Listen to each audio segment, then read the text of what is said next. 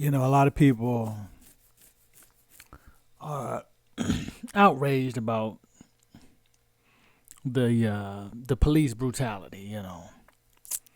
And in some cases, rightfully so. Like Tamir Rice, the guy down in Dayton, that got shot in Walmart.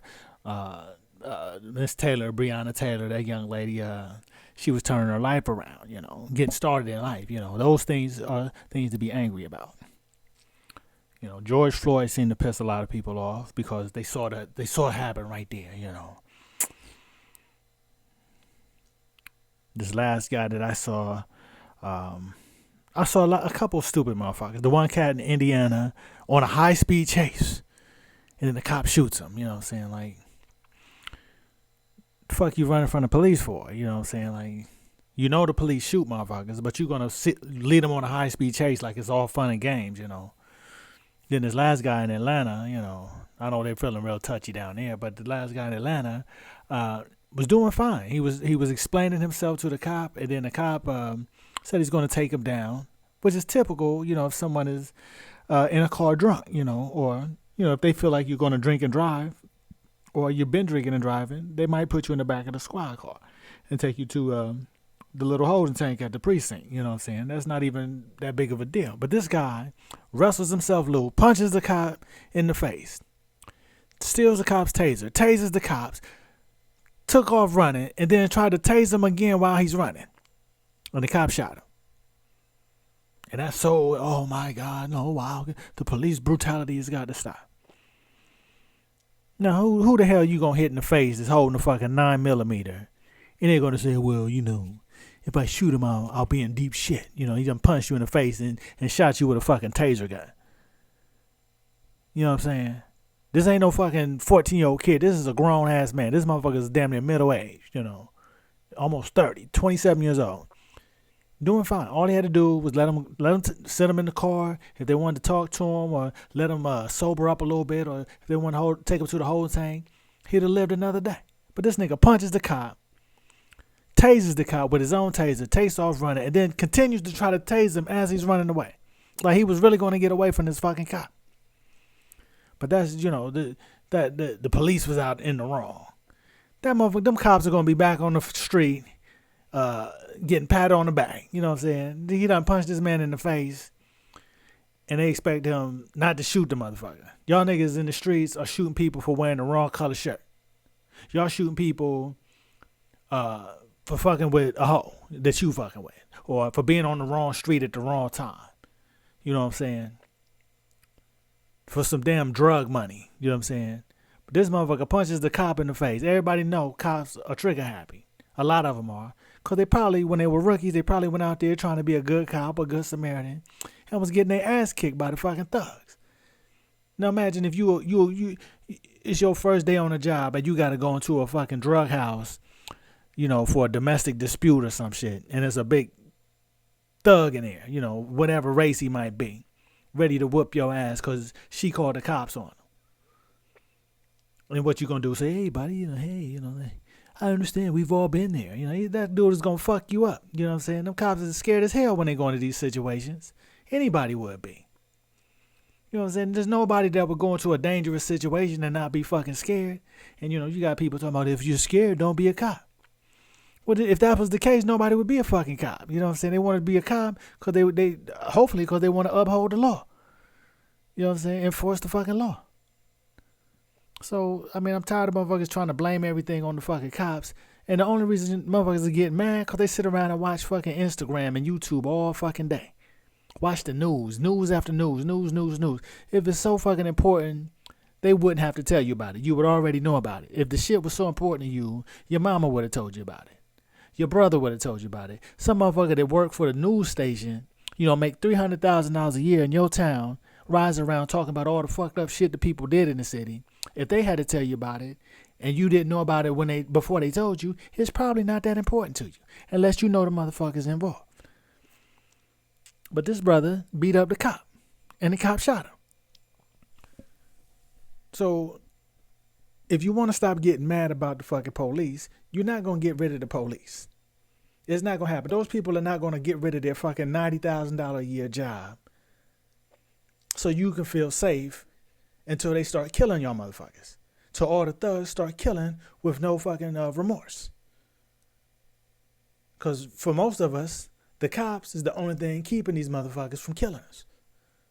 You know, because most of these motherfuckers are crazy. Most of these thugs are Looney Tunes. You know what I'm saying? They want to kill anybody for any reason. So stop fucking with the police so much. They got a fucked up job. They get decent pay compared to what you get at other jobs. But when you go out there and you have to go and control the situation, it's a good chance you're going to get beat up. So they shoot motherfuckers. Just like niggas in the club. You know, niggas in the parking lot about to get beat up, they shoot motherfuckers. And then you say, well, but the police are not supposed to shoot people. Nobody's supposed to shoot people, motherfucker. Nobody's supposed to shoot people. Period. Nobody's supposed to break the law. Nobody's supposed to kill people. So when you stop killing, the cops won't even come around. When the thugs stop killing people, you won't ever see the cops. In neighborhoods where the thugs are not murdering and selling drugs, you never see the cops. So stop trying to change the fucking world. Change yourself.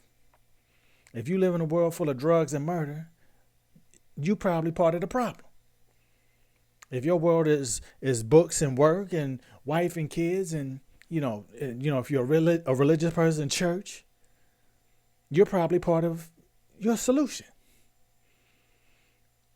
And you probably realize you can't take stupid motherfuckers on your journey. So I'm just giving a word to the wise, to the stupid people who think everything they see on TV is helping them see the light. All that shit is doing is getting you outraged, so you'll vote for a motherfucker that ain't gonna do nothing but tell them to stop putting it on TV every day. It's still gonna be police shootings. It's still gonna be dead motherfuckers from coast to coast for some odd reason or the other. They just won't put it on the news every 5 minutes. And that's going to be the only difference. And you'll vote for Joe Biden or Donald Trump or whoever you think is going to solve the world's problems. And they won't do shit. Well, Donald Trump, he said he'll do the shit for free. So I'm like, hey, if a motherfucker going to pay my house for free, he got the job. You know what I'm saying? I think he going to win because I don't see myself voting for Joe Biden, because he don't have a plan. He don't even give a fuck what's going on, And he be talking racist shit in the media, you know what I'm saying? I don't see myself vote for him. But that's all they're doing, bro. They're not going to get rid of police brutality. They're just going to stop the news from going out there every day. Because check this out. This is something I found out. You got Hillary Clinton, Nancy Pelosi, and George Soros. George Soros is the funder of Black Lives Matter. But Hillary Clinton has nieces or nephews, or a niece or a nephew that's married to one of George Soros's children or nieces and nephews. Another one of George Soros's children or nephews or nieces is married to Nancy Pelosi's children, nephew, or nieces. You see what I'm saying? They're all one family. They all want the White House. They all want the Senate. They all want this power. They all want the Democrats to win. So what they're doing, they know the one thing that's going to make black people vote is outrage. Because nobody else helps us anyway. If we don't vote, we still don't get help. If we vote, we still don't get help. So they're going to piss us off, or piss most of us off. And then they're going to go out and protest, and it's going to be all this emotion and, fake love going around. People that don't even know who the fuck they're protesting for. Everybody saying George Floyd, and, the motherfucker that's lying to himself is screaming, Tamir Rice or, Trayvon Martin or some shit. They saying the wrong fucking names in the chants and shit. But the reason all this is happening is to get so-and-so, whoever the so-and-so may be, into the fucking White House. Because you saw how quick all the other candidates, they had 8 Democrats running for president. Them motherfuckers dropped out between, on commercial breaks. You know what I'm saying? Like, motherfucker be giving a speech and then, the commercial come on. When they come back, he's out of the race. You know what I'm saying? Nobody's going to beat this dude, Trump, because Trump speaks white people's language. You see what I'm saying? The Democrats are afraid to speak black people's language, so they just make black people angry so they can say, we know what they're going to say next. They don't want to say, give the black people the reparation that Martin Luther King wanted, give black people jurisdiction over their own communities, or give them their own municipalities, give them governmental power. They'll say, give them Black Lives Matter. And we'll send Antifa out there to set their asses up. And George Soros is going to foot the bill. And when he's done footing the bill, he's going to put money in Hillary's pocket or Joe Biden's pocket. All of the motherfuckers are connected. Donald Trump ain't connected to nobody. He spent the whole first year and a half firing motherfuckers. He ain't loyal to none of them. But he speak white people's language. Because one of his speeches, I saw one of his speeches, he said, I'm going to make you rich. You're going to be so rich. You know how he told so rich, you know. Yeah, he told the motherfuckers he's going to get them paid. That's what politics is. Nobody would dare get on fucking national TV and say, I'm going to make the black people rich. They would kill that motherfucker before the camera went off. They would kill that motherfucker within a half hour. Because these motherfuckers would be broke if we were rich. Well, they would have then. I mean, there's enough money now. They could print money. But they don't want to help us. Because if they help us, we'll get in a position where we can help ourselves across the board. So some of us have to work up. Some of us make it. And then you got stupid motherfuckers out here in the street killing each other. Let them motherfuckers go. That's the truth. But you don't want to hear me though.